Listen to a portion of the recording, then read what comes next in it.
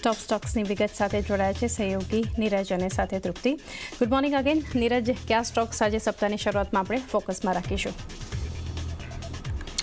જી good morning. અને આજના દિવસે સૌથી પહેલાં જે સ્ટોક આપણને ખાસ ફોકસમાં રહેતા દેખાઈ રહ્યા છે બ્રિટાનિયાનો છે, કારણ કે અહીંયાથી ક્ષમતા વિસ્તારને મંજૂરી આવતી જોવા મળી છે. મહારાષ્ટ્રના રંજનગાંવ ખાતે પ્લાન્ટ જે છે એના ક્ષમતા વિસ્તારને મંજૂરી મળી છે અને હાલ બેકરી પ્રોડક્ટ ઉત્પાદનની જે ક્ષમતા છે 1.64 લાખ ટન છે અને FY23-24માં જે અહીંયા યુટિલાઇઝેશન હતો 70%નો હતો.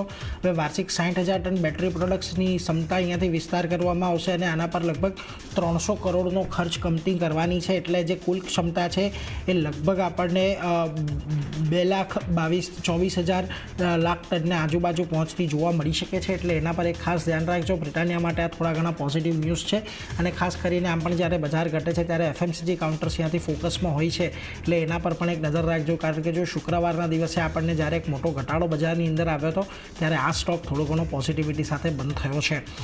બીજી તરફ તમને HUL ખાસ ફોકસમાં રાખજો. અહીંયાથી જે આઈસ્ક્રીમ બિઝનેસ ને અલગ કરવાની વાત ઘણા વખત પહેલાં HULએ કરી હતી. એના માટે તેમણે એક હવે કમિટી બનાવી દીધી છે અને આ આઈસ્ક્રીમ બિઝનેસની વેલ્યુ કેટલી છે, એમાંથી કઈ રીતે તેઓ એક્ઝિટ કરવા માગે છે, આ બધી બાબતો અંગે તેઓ ખાસ કરીને અહીંયાથી ચર્ચા કરવાના છે. અને કંપનીના આઈસ્ક્રીમ બિઝનેસની જે સાઇઝ છે લગભગ 1,800 કરોડની છે અને જે કુલ આવક છે એની અંદર 3% જેટલું યોગદાન છે.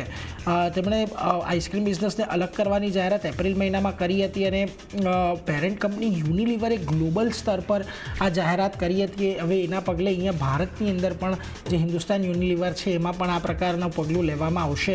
એટલે આના માટે એક ઇન્ડિપેન્ડન્ટ કમિટીની રચના કરી છે. એટલે હવે એમાં ખાસ એ અહીંયાથી જોવાનું રહેશે કે કઈ રીતે આપણને આ ડેવલપમેન્ટ આવનારા સમયમાં થતું જોવા મળે છે.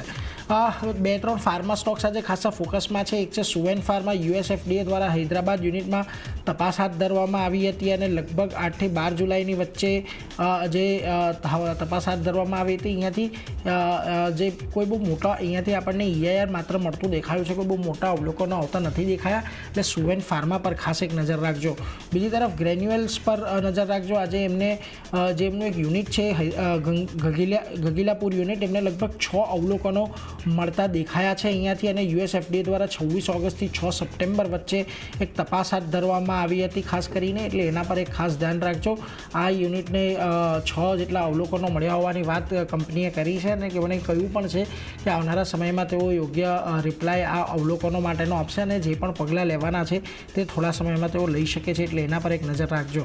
પરંતુ આ ઉપરાંત સ્પાઇસજેટ આજના દિવસે થોડુંક ફોકસમાં રહેવાનું છે, કારણ કે એમણે કાર્લાઇલ એવિએશન્સ સાથે થોડું રિસ્ટ્રક્ચરિંગ માટેના અમુક કરારો કર્યા છે. હવે આ કંપનીએ કાર્લાઇલ એવિએશન પાસેથી એરક્રાફ્ટ લીઝ રિસ્ટ્રક્ચરિંગ કરવાની વાત કરી છે લગભગ $138 મિલિયન અને આની અંદર તેઓ દેવું ચૂકવવાના છે અને દેવું ચૂકવવા માટે ચેરમેન અજય સિંહ જે છે 10 થી 15% હિસ્સો પોતાનો વેચી શકે છે. સપ્ટેમ્બરના અંત સુધીમાં શેરનું વેચાણ અપેક્ષિત છે. એટલે એના પર એક ખાસ ધ્યાન રાખતા રહેજો. સ્પાઇસજેટ આજના દિવસે થોડો ઘણો ફોકસમાં આપણને રહેતો જોવા મળી શકે છે.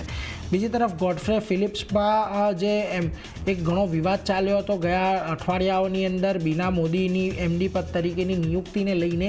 જુઓ હવે આપણને જે AGM હતી AGM પૂર્ણ થતી દેખાય છે. બીના મોદી ફરી MD પદ પર આવતા દેખાયા છે. 86%થી વધુ શેરધારકોએ ફરી નિયુક્તિ માટે મતદાન કર્યું છે. હવે ખાસ કરીને આ અંગે કેસ પણ ગયા અઠવાડિયે આપણને દિલ્હી હાઈકોર્ટની અંદર ચાલતો દેખાયો હતો, જેમાં કોર્ટે KK મોદી ફેમિલી ટ્રસ્ટ છે એની 48% શેર હોલ્ડિંગ વધી બીના મોદીને AGMમાં મતદાન કરવા માટેની મંજૂરી આપી હતી અને સમીર મોદીને પદ ખાલી રાખવા શેરધારકોએ મંજૂરી આપી છે. એટલે 99%થી વધુ શેરધારકોએ પદ ખાલી રાખવાના પક્ષમાં મત આપ્યો હતો. એટલે આના પર એક નજર રાખજો. ગોડફ્રે ફિલિપ્સ જે થોડી ઘણી અનસર્ટેનિટી આ બધા ચિંતાઓને લઈને હતી તે પૂર્ણ થતી દેખાય છે.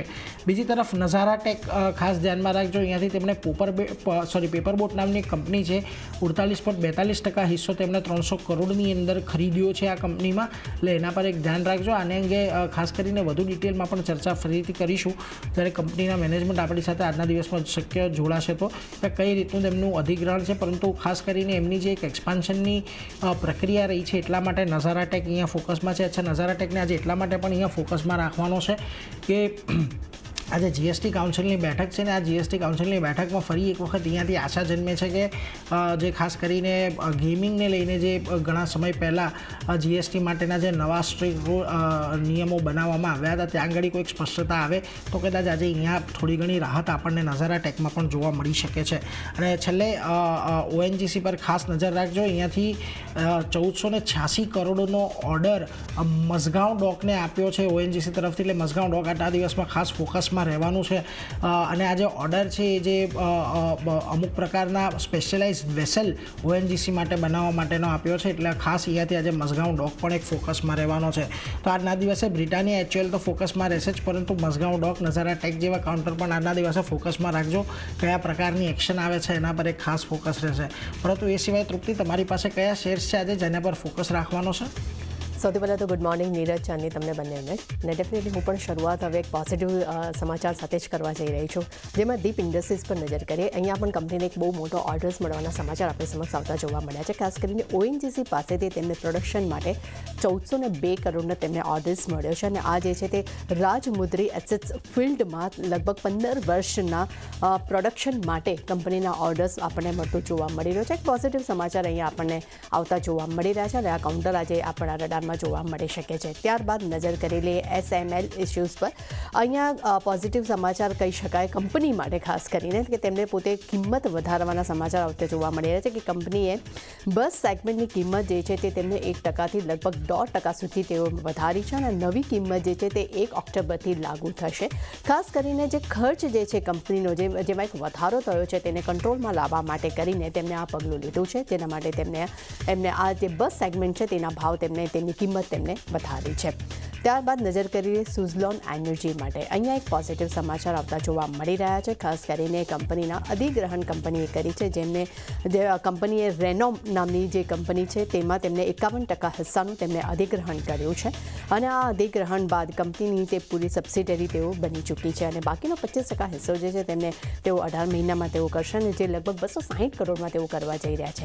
આ કંપની વિશે હું વાત કરી દઉં કે આ રેનોમ કંપની જે છે દેશની સૌથી મોટી એવી બ્રાન્ડ છે જે તે ઓપરેશન્સ અને ખાસ કરીને મેન્ટેનન્સ પ્રોવાઈડ કરનારી કંપની છે. અને જે તે લગભગ તેઓ 1782 મેગાવોટ વિન્ડ એનર્જી પર તેઓ પ્રોવાઈડ કરે છે. તેઓ સોલર એનર્જી પ્રોવાઈડ કરે છે. અને તે સાથે એમ પણ કહી શકાય કે તેઓ બેલેન્સ ઓફ પ્લાન્ટ એનર્જી પણ તેઓ પ્રોવાઈડ કરે છે. અને પોઝિટિવ સમાચાર અહીંયા જોવા મળી રહ્યા છે.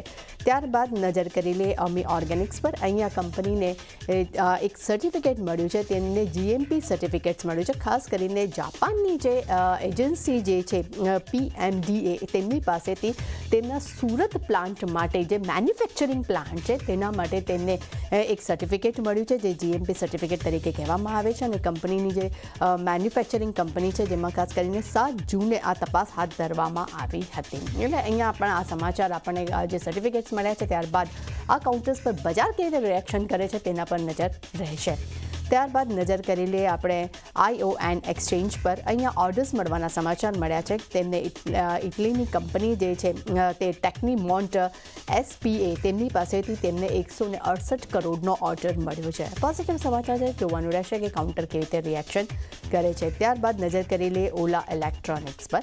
ડેફિનેટલી આ કાઉન્ટર હજી થોડા સમયમાં જ આપણને લિસ્ટેડ થતો જોવા મળ્યો હતો. અને હવે તેમનો લોકિંગ પીરિયડ જે છે તે પૂરો હવે થઈ રહ્યો છે, જેમાં શેર ધારકોને 1 મહિનાનો જે લોકિંગ પીરિયડ હતો તે હવે પૂરો થઈ રહ્યો છે, જેમાં કંપની લગભગ 18.18 કરોડ શેર્સ વેચવા પર હવે તેમને ઉપલબ્ધતા મળશે. એટલે કે તેમને એક મંજૂરી મળવા જઈ રહી છે. એટલે આ લોકિંગ પીરિયડ્સના સમાચાર આપણે સમક્ષ આવતા જોવા મળે છે કે તેમનો લોકિંગ પીરિયડ્સ થયો છે. એટલે સારું ફંડ એક્શન આપણને આ કાઉન્ટર પર જોવા આવનારા સમયમાં મળી શકે છે.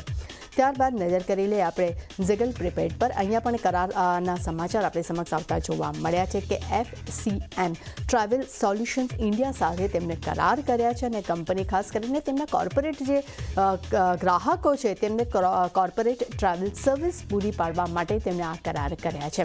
અને પોઝિટિવ સમાચાર છે, આપણે જોયું કે ફ્રાઇડેના ખરાબ માર્કેટમાં પણ આ કાઉન્ટર પોઝિટિવ ઝોન સાથે બંધ થયું હતું. અને અહીંયા એક પોઝિટિવ સમાચાર છે, તો જોવાનું રહેશે કે આજે આ કેવી રીતે રિએક્શન આપે છે. અને છેલ્લા કાઉન્ટર પર નજર કરી લઈએ તો જીઓ ફાઇનાન્સ સર્વિસ પર અહીંયા જેવીના સમાચાર આપણે સમક્ષ આવતા જોવા મળ્યા છે. તેમને બ્લેક રોક એડવાઇઝર્સ સિંગાપોર સાથે તેમને જેવી કર્યા છે અને ખાસ કરીને બ્લેક રોક ઇન્વેસ્ટમેન્ટ એડવાઇઝર નામથી તેમને આ કંપનીનું પણ ગઠન કર્યું છે, એટલે કે કંપની તેમને બનાવી છે. આ પણ એક પોઝિટિવ સમાચાર આપણે સમક્ષ આવતા જોવા મળ્યા છે. એટલે ચાની મારા અને નીરજના લિસ્ટ ઘણું લાંબુ છે, ખાસ કરીને સક્સી ન્યૂઝમાં, જેમાં ખાસ કરીને આપણે જોઈ રહ્યા છીએ કે બ્રિટાનિયા એચ્યુઅલ જેવા કાઉન્ટર્સ જે છે તે આપણે આજે રડારમાં જોવા મળી શકે છે. જી, તો બધા